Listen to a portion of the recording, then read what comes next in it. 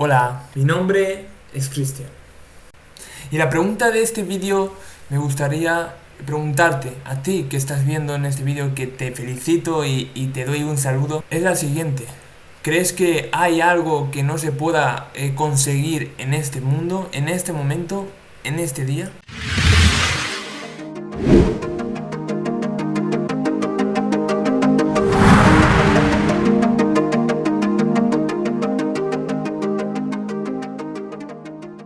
Bueno, estás en Superación Tridimensional, te doy la bienvenida una vez más y vamos a comentar en este vídeo el libro de Mateo capítulo 9.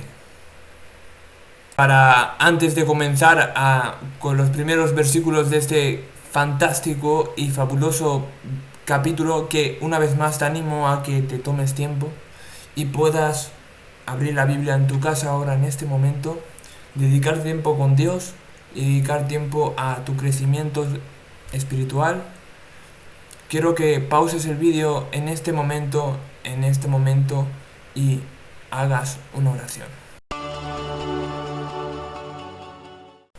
Bueno, empezamos a comentar el siguiente capítulo y empezamos por el versículo 1. Obviamente vemos que en este versículo Jesús sana a un paralítico y vemos que esa sanación se vuelve un detonante. Después, en el versículo del 9 al 13, cuando acaba la historia de la sanación de ese paralítico, cuando él en el capítulo 8 vimos salió de la barca y de lo que hizo en el anterior capítulo, os recomiendo que le deis clic al anterior capítulo si no lo habéis visto y no lo habéis estudiado. Vemos que en el capítulo del 9 al 13 hace un llamamiento a Mateo, el apóstol, que luego deja la pesca para seguir a Jesús.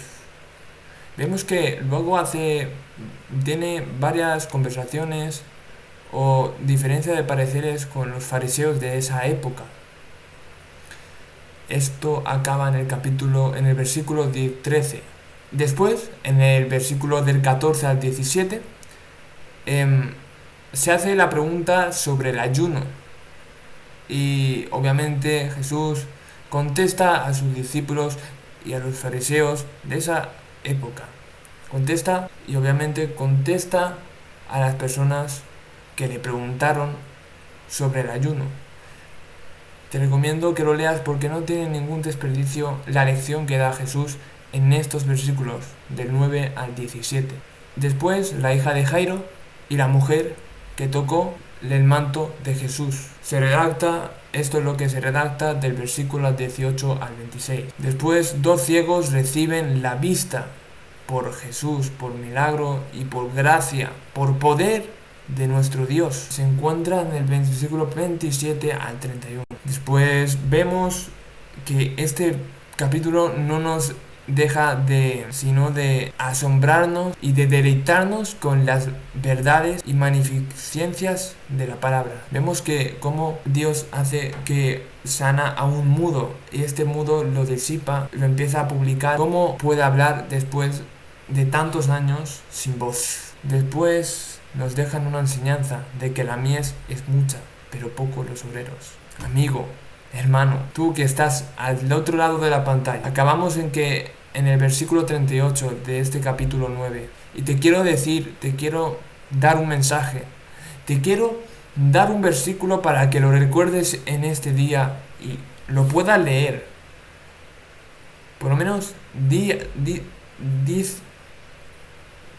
a ti mismo que vas a leer este versículo y vas a repasarlo durante todo el día, porque te va a enriquecer y te va a hacer que puedas crecer como persona.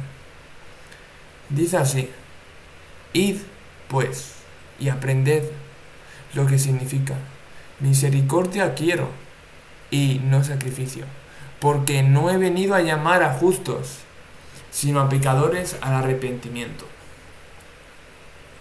Lo podemos ver en el versículo 13 de este capítulo, y te diría que lo escribieras para que te des cuenta que luego más adelante dice que el mismo Jesús dice que solamente un enfermo necesita un médico y Él vino a salvar a los pecadores, no a los justos. Dios no hace diferencia de pareceres. Jesús quiere que vayas a Él, quiere que te arrepientas en este momento y quiere estar contigo y cenar contigo, reunirse contigo, hablar contigo, escucharte. Quiere reunirse contigo. Te deseo un saludo y una enorme bendición. Nos vemos en el siguiente vídeo.